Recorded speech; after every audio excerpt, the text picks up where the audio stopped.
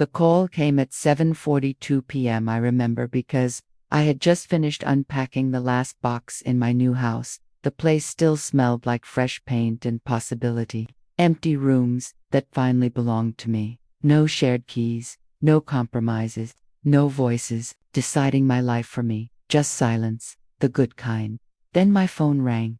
Dad. No greeting, no warmth, just his voice, already heavy with authority. You need to listen carefully, he said. I leaned against the kitchen counter. Something in his tone told me this wasn't a normal call. I'm listening, I said. A pause. Then your sister is moving out of her place, he continued. She needs stability. You have that new house now. I frowned slightly. My house, I repeated. Yes, he said, like it was already decided. You're going to transfer it to her name. For a second, I genuinely thought I had misheard him. I'm sorry, what? He exhaled sharply, impatient already. Don't start this, he said. She needs it more than you do. But sentence landed. Strangely, not as confusion, as repetition, like he had said it before, and expected it to work again. I just bought this house, I said slowly. It's mine. You're single, he replied immediately. She has a child. Be reasonable. I stared at the wall in front of me. Single. As if that was a category that reduced ownership of my own life. That has nothing to do with I started. It has everything to do with it. He cut in. She needs space. You don't. A cold frustration started building in my chest. I do need space, I said. That's why I bought the house. A short silence. Then his voice changed slightly. Not softer, just sharper. You always make things difficult, he said. That familiar sentence, the one that always followed. Disagreement. Like disagreement itself was the problem.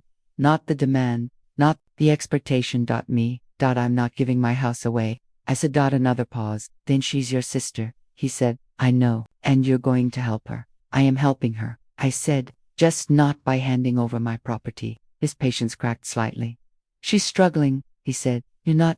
That word again, struggling, like it was a past shortcut to my compliance. I worked for this, I said quietly. I saved for years, so did she, he replied instantly. That made me laugh once, not because it was funny, because it wasn't even true, but he said it like it was, like repetition could replace reality. No, I said, she didn't. She has responsibilities, he continued, ignoring me. You have freedom.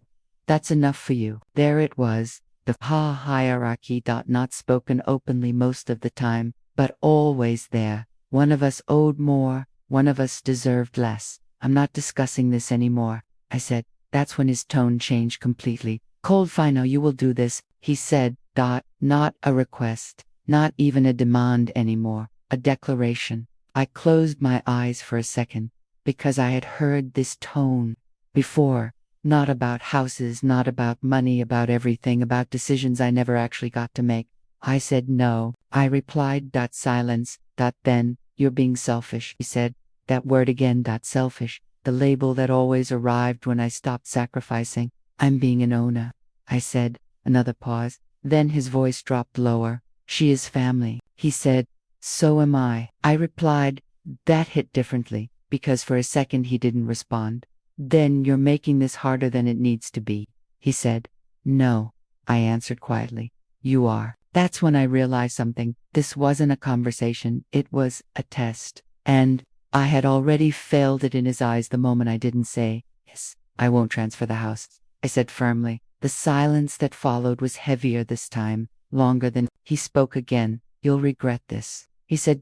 Not angry, not emotional, just certain. And then he hung up. I stood there for a moment, phone still in my hand, waiting for the guilt to arrive. It didn't come, not like before. Instead, something else settled in. Clarity, because this wasn't new. It was just louder now. The expectation, the entitlement, the belief that my life was negotiable. I walked through the house slowly after that, room by room, touching walls that were finally mine, trying to feel what they clearly didn't understand, that this wasn't just a house.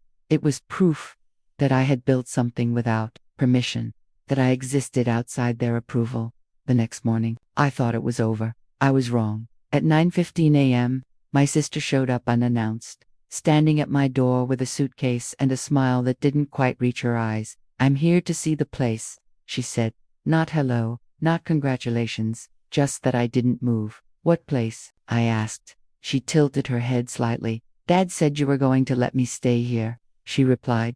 There it was. Not a misunderstanding, a continuation.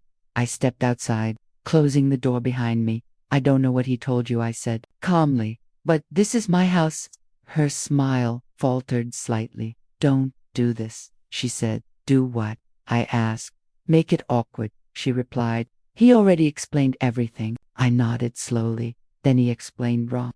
Her expression changed, confusion creeping in now. "He said, you agreed?" she said. I let that sit for a second. "Because that was the pattern. Not persuasion, assumption," he decided, then told her. I complied. "I didn't agree to anything." Isaac got. Her grip tightened on her suitcase handle. "You wouldn't lie about that," she said. That made something inside me go very still, not angry, not emotional, just still. "He did," I said simply. And for the first time, she didn't have a response ready because this wasn't an argument she was prepared for. This was reality refusing to match the story she had been told. "I already moved things around," she said quietly. "I told people I was relocating." "That's not my responsibility," I replied. Her eyes narrowed slightly. "You're really going to do this to me?" she asked. There it was, the pivot from expectation to guilt, from entitlement to emotion. "I'm not doing anything to you," I said. "I'm just not giving you my house." A long silence. Then she exhaled sharply. "You're going to ruin everything," she said. And in that moment I finally understood something clearly to them. My refusal wasn't a boundary. It was betrayal, but I didn't move because for once I wasn't the backup plan. I wasn't the safety net. I was the person who said no, and this time that was enough. I didn't invite her in. I didn't argue further either, because I had learned something important over the years. Explaining yourself to people who have already decided you're wrong is just another way of begging. So I stood there on my porch, watching my sister shift her weight from one foot to the other like she expected the situation to eventually correct itself. It didn't. "You're really just going to leave me standing here?" she asked. "I'm not leaving you anywhere," I said. "You showed up uninvited." Her jaw tightened. "That's not the point," she said. "It is," I replied. A pause. Then she looked past me, toward the house. "You already set everything up inside?" she asked. I frowned slightly. "Set what up?" "The guest room," she said. "Dad said you were preparing it for me." There it was again, the same invisible script being repeated through different mouths. I felt something shift in my chest, not surprise. Recognition, because this wasn't improvisation, this was coordination. "I didn't prepare anything for you," I said. Her expression changed again. Confusion, now mixed with irritation. "That doesn't make sense," she said. "He told me you agreed yesterday." "I didn't speak to him yesterday," I replied. That made her pause, just briefly, but enough. Then she shook her head slightly. "Maybe you misunderstood him," she said. That sentence, that reflex, that immediate attempt to bend reality before accepting it. "I didn't misunderstand anything," I said. Her grip tightened on the suitcase again. "So what now?" she asked. "You just going to keep it all for yourself?" I looked at her for a second. Really looked, because that question wasn't about a house. It was about a pattern. One I had been inside for years. "I bought it," I said calmly. "Yes." Her eyes narrowed. "You act like that means something," she said. "It does," I replied. She scoffed softly. "You're unbelievable," she said. "We're family." That word again. Family. Always used like a receipt, like ownership paperwork. "I know," I said. "And you still won't help me," she added. "I'm not helping you by losing what I worked for," I said. Her expression hardened. "You're so selfish," she said again. But this time it didn't land the way she expected, because I had heard it too many times to confuse it with truth anymore. I took a slow breath. "I'm going to say this once," I said. She rolled her eyes slightly. "I'm not giving you my house," I continued. "Not today, not tomorrow, not ever." Silence, a real one this time, not the kind filled with assumption or expectation. Just empty space between two people realizing they are no longer operating under the same rules. Her voice dropped slightly. "You're going to regret this," she said. I nodded once. I've heard that before. That surprised her. Not enough to stop her anger, but enough to crack it. What is that supposed to mean? She asked. It means, I said, that every time I don't give up something for you, I'm told I'll regret it. A pause, and I never do. That landed differently.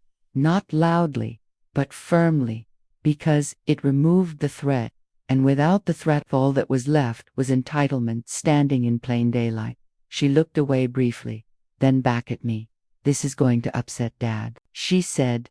I know, I replied, and you're okay with that. I held her gaze. Yeah, I said. That was the first time she didn't have an immediate response, because the conversation wasn't about convincing me anymore. It was about recalibrating her expectations, and she didn't know how to do that without him. She exhaled sharply. You've changed, she said. I almost smiled. No, I replied. I stopped adjusting. That sentence hung in the air longer than anything else, because it wasn't defensive, it wasn't emotional, it was final. She looked at